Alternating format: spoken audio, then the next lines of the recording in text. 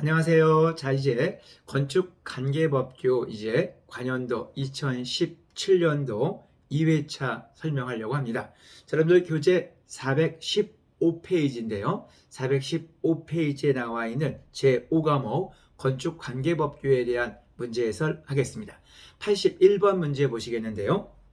자, 81번부터 100번까지 문제가 이렇게 여러분들 교재 418페이지까지 나와 있는데요. 이 중에서 83번 문제가 국토의 계획 및 이용에 관한 법률과 연관돼서 나와 있고요. 그리고는 여러분들 또 100번 문제가 국토의 계획 및 이용에 관한 법률로서 나와 있습니다. 국계법에 대한 문제가 몇 문제? 두 문제 나와 있고요. 그 다음에 여러분들 또 이 문제 가운데서 여러분들 88번 문제, 416페이지에는 88번 문제, 89번 문제, 그리고 418페이지에는 96번 문제, 99번 문제가 주차장과 관련된 문제로서 4문제 출제가 이렇게 됐네요. 그리고 나머지 14문제에 대한 것이 건축법과 관련된 문제다라고 보시면 되겠는데, 자, 이제 한번 건축관계법규에서 건축법 14문제, 주차장법 4문제, 국토의 계획 및 이용한 법률 2문제 한번 풀어보겠습니다. 이 중 먼저 나온 것이 81번 건축법과 관련돼서 주요 구조부를 내화구조로 해야 하는 대상 건축물에 대한 규정이 있는데 그 규정과 관련된 문제가 출제됐네요. 자, 해당되지 않는 것을 고르십시오라고 되어 있는데 1번 보기 종교시설의 용도로 쓰는 건축물로서 집회실의 바닥 면적 합계가 400제곱미터 이상인 건축물은 주요 구조부, 이때 주요 구조부라고 하는 것은 여러분들 기둥이라든지 보라든지 벽이라든지 이런 것들인데 이 주요 구조부에 대한 것을 불에 견딜 수 있는 내화 구조로 해야 된다. 1번 맞는 표현이 되겠습니다. 이런 종교시설 같은 경우는 200제곱미터 이상이면 하게끔 되어 있는데 문제 보기 속엔 400제곱미터라고 되어 있으니까 당연히 해야 되겠고요. 두 번째, 판매시설에 관련된 것 500제곱미터 이상인 건축물이 되어 있는데 이때 판매시설은 500제곱미터 이상일 때 하게끔 되어 있으니까 맞는 보기가 되겠고요. 세 번째, 문화 및 집회시설 중 전시장의 용도로 쓰이는 건축물로서 바닥 면적 합계가 400제곱미터 이상인 건축물인데 이럴 때는 500제곱미터 이상부터 적용되기 때문에 3번의 보기는 그 주요 구조부를 내화 구조로 해야 하는 대상 건축물에는 속하지 않는다라고 보시면 좋겠네요. 그래서 정답은 3번이 되겠고요. 4번 보기처럼 문화 및 집회시설 중 공연장의 용도로 쓰이는 건축물로서 옥내 관람석의 바닥 면적이 500제곱미터인 경우는 200제곱미터 이상만 돼도 해야 되기 때문에 이것은 당연히 해야 되겠죠. 그래서 맞는 표현이 되겠습니다. 정답은 81번에 3번이 됩니다. 라고 보시면 되겠네요. 82번 문제를 보시겠습니다. 각 층의 거실 면적이 1300제곱미터이고 충수가 15층인 숙박시설. 자, 요건 잘 보실 건 승용승강기를 구하는 문제인데요. 이 승용승강기를 구하는 문제에서 일단 몇 인승으로 시험 문제에서 물어보고 있는지 구분하셔야 돼요. 15인승 이하냐 16인승 이상이냐를 구분하셔야 되고 또 하나 용도가 뭐냐 어떤 용도에 설치하는 거냐 하는 것과 그 다음 6층 이상의 거실 바닥 면적의 합계가 얼마냐 이게 포인트가 되는데 자 먼저 일단 숙박시설이라는 것으로 되어 있죠. 여기에 거실 바닥 면적은 여러분들 각 층이 1300으로 되어 있으니까 15층 건물에서 6층 이상의 거실 바닥 면적이니까 어때요? 6층 6, 7, 8, 9, 10, 11, 12, 13, 14, 15 우리가 보통 15층에서 5층을 뺀 6층 이상이 10개층이 되겠죠. 그렇다는 얘기는 거실 바닥 면적이 6층 이상에 해당된다면 얼마가 된다? 13,000이 되겠네요. 13,000이 되는데 이때 숙박시설은 A급인가요? B급인가요? C급인가요? 이건 B급이에요. B급이니까 3,000제곱미터에 해당되는 우리가 앞서 봤던 것처럼 여러분들 우리가 숙박시설에 대한 건 3,000제곱미터 이하일 때 우리가 숙박시설은 한 대 기본으로 들어가고요. 그리고 3,000을 초과할 때는 2,000제곱미터마다 한 대씩 추가가 되는 것이기 때문에 여러분 해설에 나와 있는 공식처럼 숙박시설은 1 플러스 기본 대수 1 플러스 A에 해당되는 것, 즉 13,000제곱미터에서 자 기본 3,000을 빼야 되겠죠. 그리고 3,000을 초과하는 거에 대한 경우는 얼마마다 2,000제곱미터마다 한 대씩 추가하기 때문에 분모값의 2,000으로 가게 되면 토탈 대수가 몇 대가 나옵니까? 6대가 나오네요. 그런데 시험 문제에서는 16인승 이상, 즉 24인승을 설치하게끔 되어 있으니까 16인승 이상은 자 기본 승강기에 2대를 설치한 것으로 보니까 토탈 몇 대만 설치하면 된다? 15인승까지는 6대지만 16인승을 넘어가게 되면 자 이상인 경우 24인승이면 3대만 설치하면 되겠죠. 정답은 3대. 정답 2번이 되겠습니다. 자 83번 문제는 국계법에 관련된 문제인데요. 이것은 건폐율의 최고 한도가 가장 낮은 것은 그랬네요. 보통 우리가 이 주거지역, 상업지역, 공업지역, 녹지지역이 있는데 건폐율 규정은 녹지지역이 가장 작고요. 그 다음에 주거지역, 그 다음 공업지역, 그 다음 상업지역, 이런 순으로 보통 이렇게 건폐율이 높아집니다. 그러니까 자 일단은 보니까 어때요? 자 주거지역, 근린상업지역, 자 이런 것들은 좀 높을 것 같죠.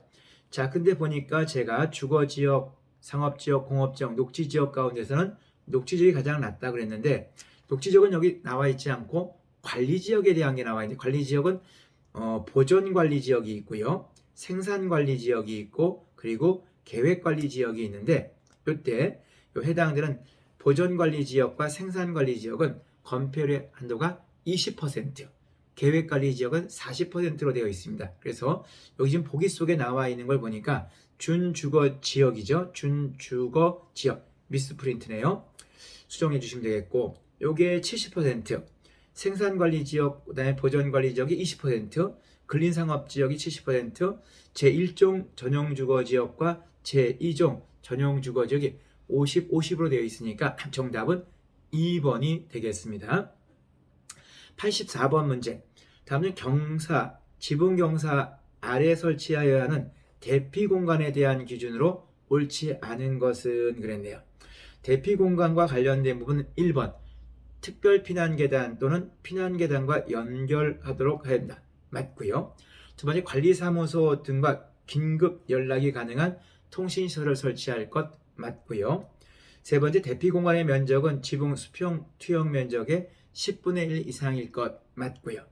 4번 보기를 보시면 건축물의 경사지붕 아래 설치하는 대피공간에 대한 경우는 창문 등은 망이 들어있는 유리에 붙박이 창으로서 그 면적을 각각 1제곱미터 이하로 할 것 그랬는데 요 해당되는 경우는 붙박이 창은 폭 0.9m, 0.9m와 높이 1.2m 이상은 반드시 개폐 가능하도록 해야지 이것을 붙박이 창으로 하게끔 되어 있어서는 안 됩니다. 그래서 창으로서 개폐 가능하게끔 되어 있기 때문에 4번 보기가 잘못되었다라고 보시면 되겠습니다. 85번 문제. 자, 감리와 관련된 문제이고요. 이때 감리에서 건축사 보가 그 현장에서 전체 공정기간 동안에 감리 업무를 계속해서 쭉 해야 되는 그 상주 공사감리 기준이 있습니다. 아파트 건축공사라든지 또 준다중이용 건축물의 건축공사라든지 혹은 바닥면적의 합계가 5,000제곱미터 이상인 건축물에 해당되는 이와 같은 것이 해당이 됩니다.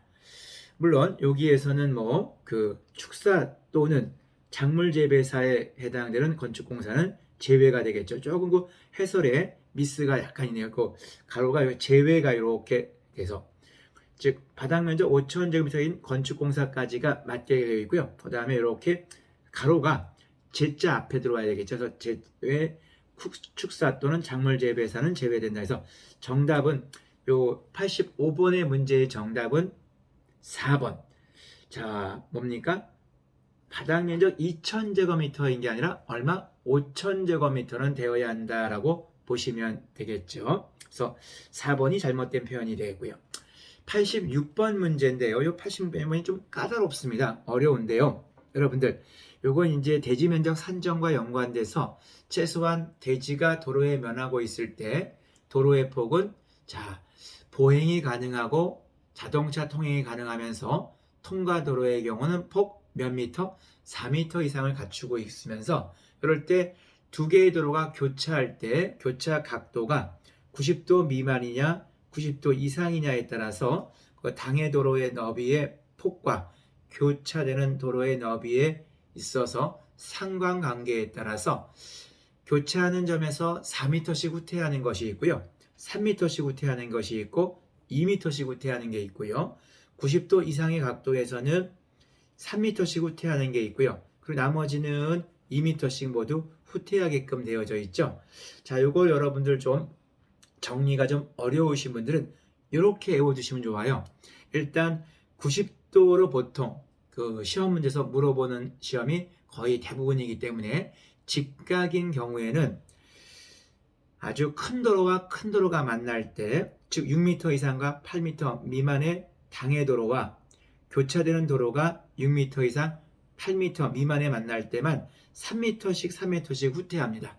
각각이. 그래서 3m에 해당되는 경우는 3m 곱하기 3m 곱하기 2분의 1, 즉 직각삼각형이기 때문에 4.5제곱미터 3m 곱하기 3m 곱하기 2분의 1 삼각형 면적이니까 해서 4.5제곱미터만큼 공제해 준다고 보시면 좋겠고, 나머지 큰 도로와 작은 도로, 작은 도로와 큰 도로 혹은 작은 도로와 작은 도로가 만날 때는 교차점으로부터 90도 이상에서는 2m씩 2m씩 2m씩 후퇴하는 것밖에 없으니까 결국 삼각형 면적이 밑면 2m, 높이 2m 이렇게 주어집니다. 그러니까 삼각형 면적 2 곱하기 2 곱하기 2분의 1 하면 2제곱미터가 공제된다라고 보시면 해서, 또 큰 도로와 큰 도로가 만날 때는 4.5제곱미터가 공제된다. 나머지 크고 작고 작고 크고 작고 작고가 만나는 도로에서는 이렇게 직각인 경우는 각각전제가 2제곱미터씩 공제된다고 보시면 되겠어요. 다시 86번 문제를 보겠습니다. 한쪽이 왼쪽이 하천이 흐르고 있는데 기존 도로가 몇 미터죠? 2미터예요. 근데 제가 아까 도로의 정의상 건축법상 보행이 가능하고 자동차 통행이 가능하면서 통과 도로의 경우는 폭 몇 미터? 4미터라고 그랬죠. 이렇게 뻥 뚫려 있는 통과 도로는 기존의 2미터라는 얘기는 어떻습니까? 2미터가 더 안으로 후퇴해 들어와야 되니까 실제로 이 해당되는 그 대지의 지금 길이를 보니까 15m에 10m, 즉 현재 위에서 밑으로 내려다 봤을 때 이 대지 면적의 수평 취형 면적은 15m 곱하기 10m 150제곱미터로 보이긴 하지만 왼쪽에 소요 너비에 미달되기 때문에 2m가 안으로 들어오게 되면 2m 부분에 대한 것은 도로에 포함되기 때문에 길이 값이 15m가 아니라 13m가 되고, 그 다음에 세로축은 10m니까 결국 이 대지 면적은 전체 면적이 130제곱미터가 된다는 거예요. 오른쪽 해설에 나와 있죠. 130제곱미터. 그런데 이 130제곱미터의 대지가 지금 어떻습니까? 왼쪽에 도로가 하나 있고, 그 다음에 가운데 도로가 있고, 수평 도로가 있고, 다시 또 오른쪽에 또 수직 도로가 또 하나 있죠. 즉 요게 교차되는 부분이 왼쪽에 모서리에 하나, 오른쪽에 모서리에 하나, 두 개가 존재합니다. 이렇기 때문에 가각전제에 관련된 것이 삼각형이 양쪽 두 군데 나온다는 거죠. 근데 지금 보니까 왼쪽에 있는 가각전제는 4m의 지금 도로 4m와 지금 교차되고 있고요. 오른쪽에 있는 경우는 6m와 또 4m가 교차하고 있죠. 즉 결국은 6m 정도 이렇게 되면 큰 도로와 큰 도로가 만나서 3m씩 3m씩 후퇴하지만, 여기는 4m와 4m가 만나고 작고 작고가 만나고 4m와 6m 작고 큰 거가 만나기 때문에 결국 꼭지점으로부터 왼쪽의 모서리의 꼭지점은 2m, 2m씩, 오른쪽에 있는 꼭지점도 2m, 2m씩 후퇴해서 그 삼각형 부분이 도로에 포함되기 때문에 양쪽 모서리 부분을 빼줘야 되는데, 한쪽이 2m, 2m씩이니까 삼각형 면적은 2제곱미터, 오른쪽도 2 곱하기 2 곱하기 2분의 1이니까 2제곱미터니까 양쪽 2제곱미터를 두 개 빼주게 되면 130제곱미터에서 4제곱미터를 빼주게 되면 126제곱미터가 되겠죠. 자, 그래서 해설이 좀 잘못되어 있고요. 정답도 좀 잘못되어져 있으니까 여러분들 제가 설명한 내용을 가지고 정리해 주시면 돼요.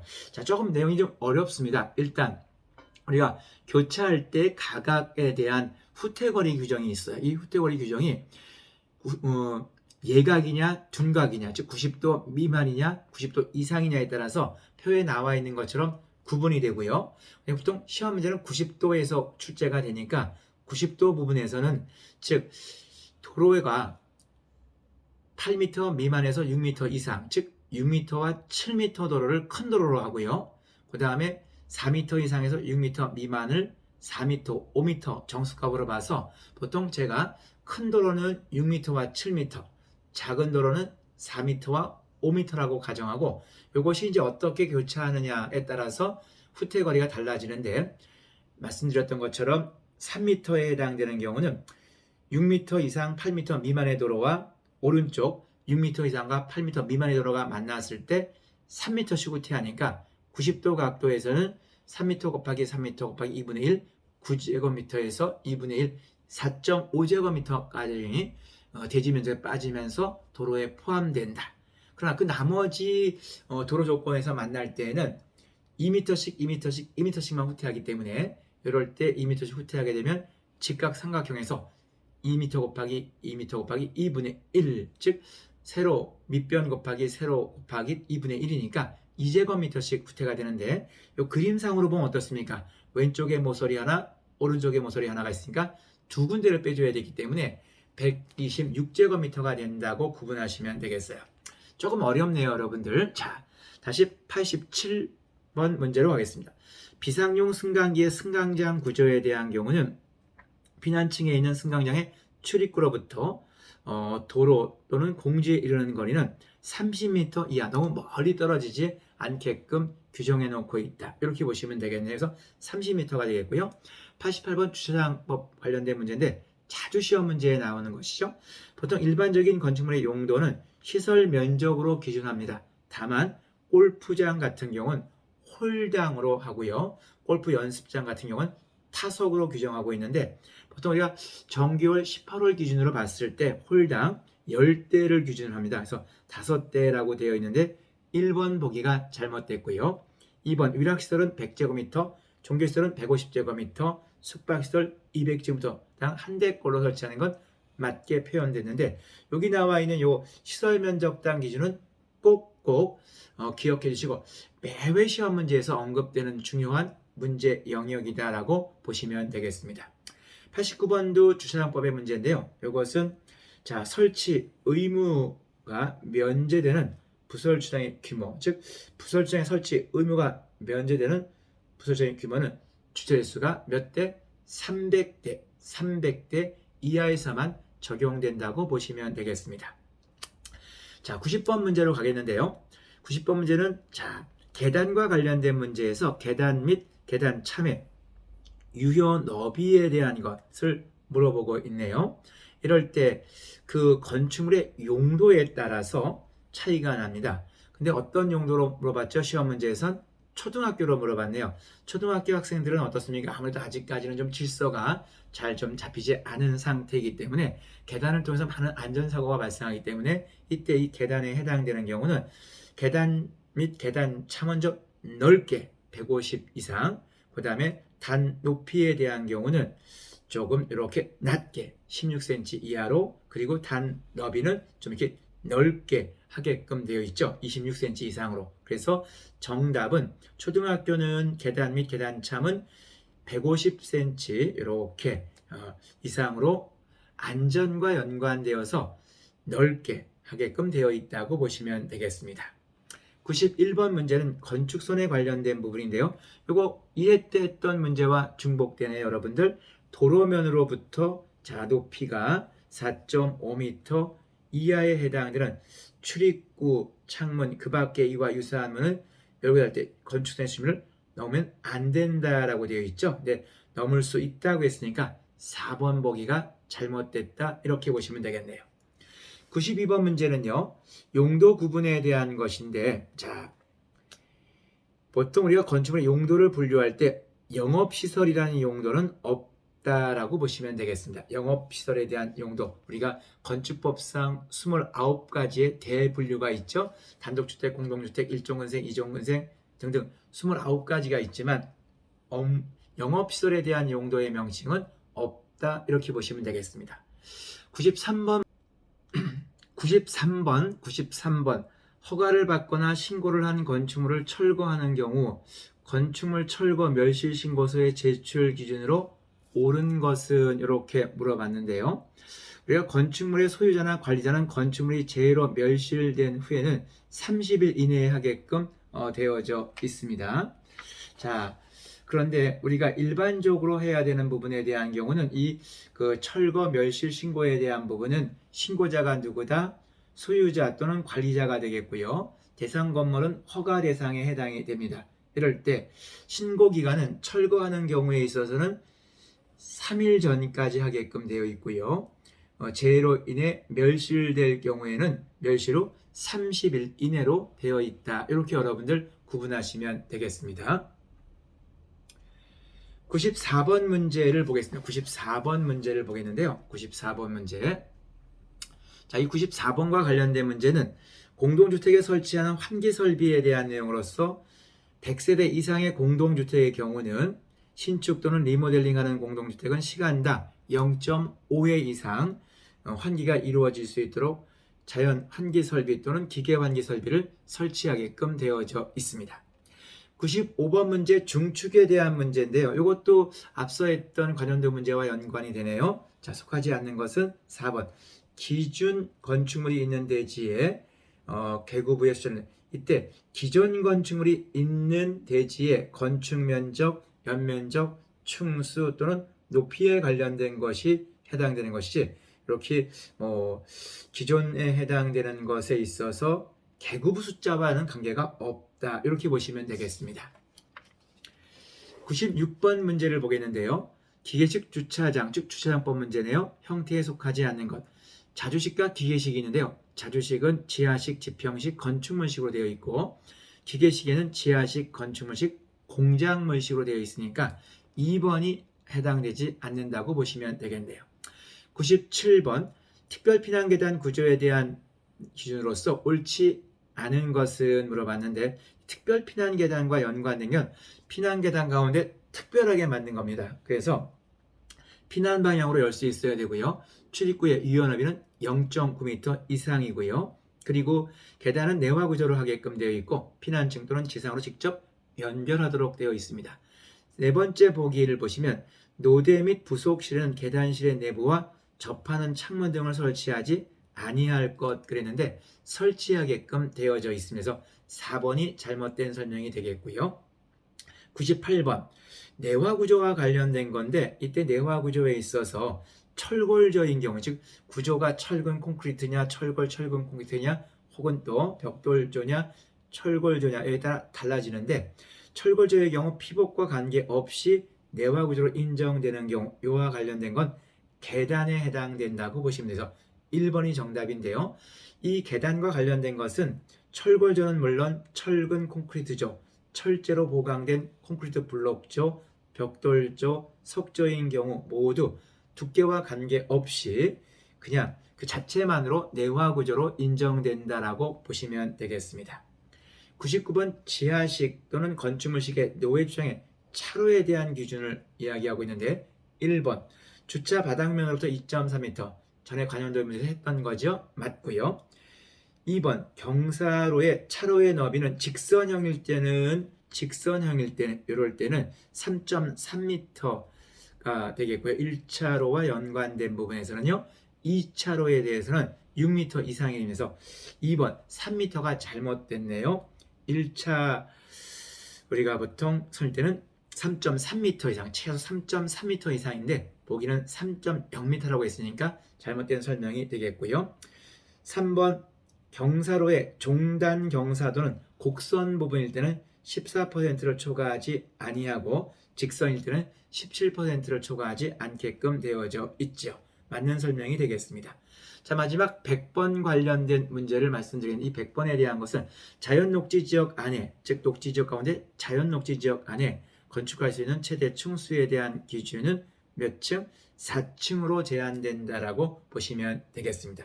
자, 여기까지가 2017년도 관연도 문제 건축관계법규 2회에 해당되는 기출문제를 풀어봤습니다. 이것으로써 이번 자치를 마치겠습니다. 수고 많으셨습니다. 수고 많으셨습니다.